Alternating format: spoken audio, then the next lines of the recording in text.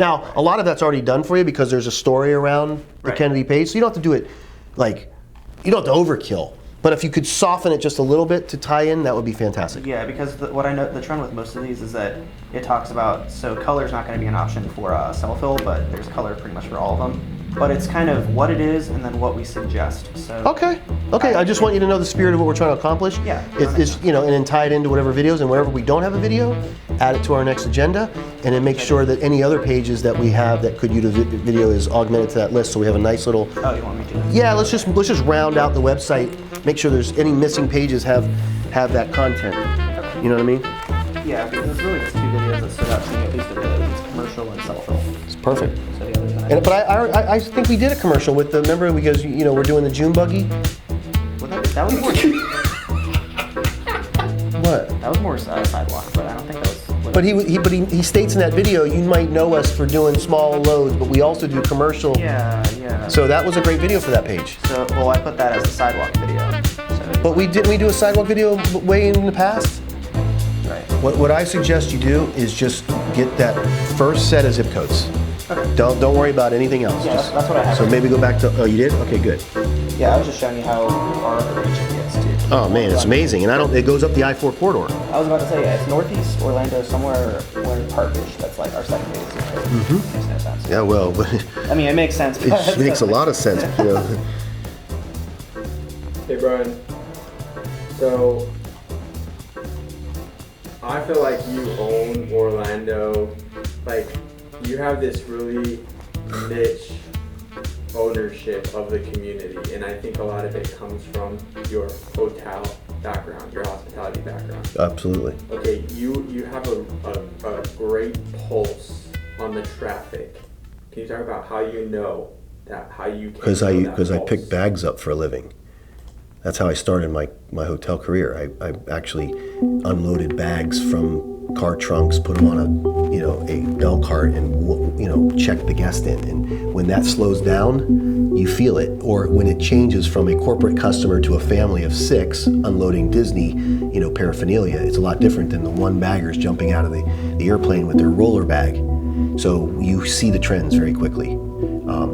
And in living here, my dad moved us here in 1979 to work for Disney. I remember one of my first memories getting off the airplane at the old McCoy Airport was going straight to Disney at midnight. We got off an 11 o'clock flight or something, went straight to Disney. It was after hours, and my mom and dad and my sister were sitting there on Main Street. It was closed, obviously, but all the lights were on. And I remember my mom looking at my dad saying, "This might not have been a bad idea moving here." So I grew up, with the idea that there's attendance, that goes up and down.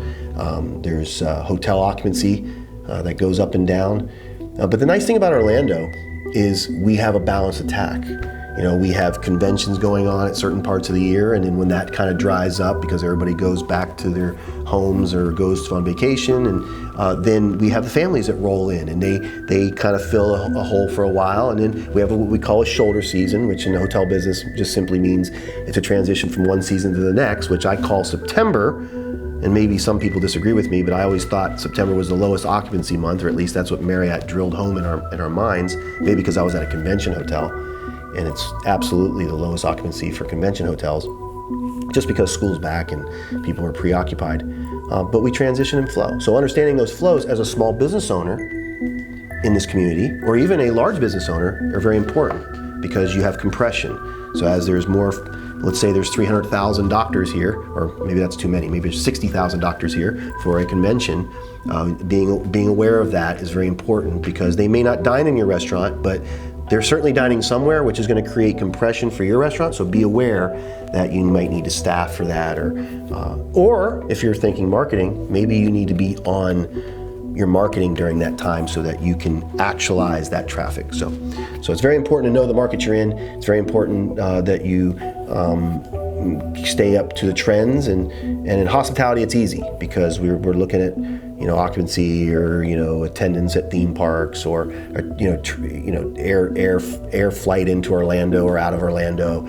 These things are or cruise terminal traffic at the port, which is the closest port to Orlando. It's Disney's Beach, Cape Canaveral, Cocoa Beach. Just seeing that traffic, but Orlando, we're blessed. we're blessed, and it's important to focus on it. So. Do you have like a good story of a time that you really felt like I'm sure it happens all the time, but where you felt like your knowledge of the industry and of like the traffic flow really helped you? Well, when I became, a small business owner myself, I knew that when the small business owner got tight, they didn't pay me. So I knew real quickly that it must be a slow season for them because their invoices were slow, and they're slow because they weren't making the money. So we knew we either had to adjust our marketing down during those periods, or we needed to go help that customer make more during that downtime so they could pay our invoice.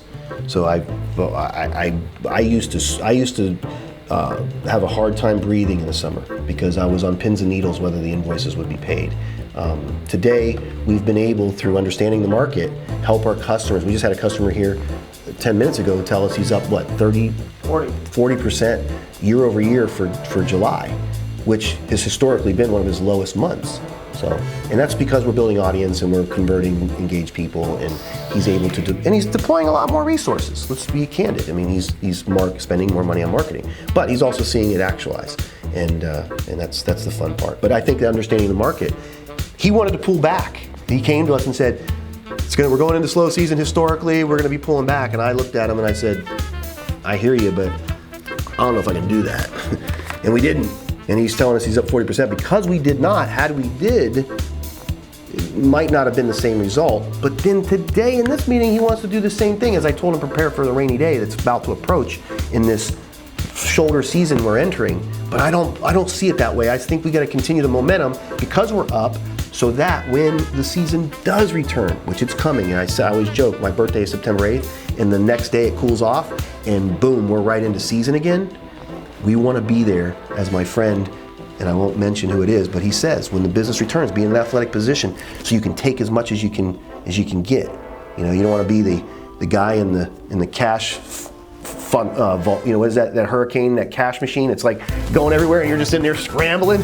You want to be like, you want to have a bag and just be like, because you're in position, and that means you've been working diligently through the slow, grinding your way to 40% up in your lowest month, and then the demand is back and boom, you're on fire.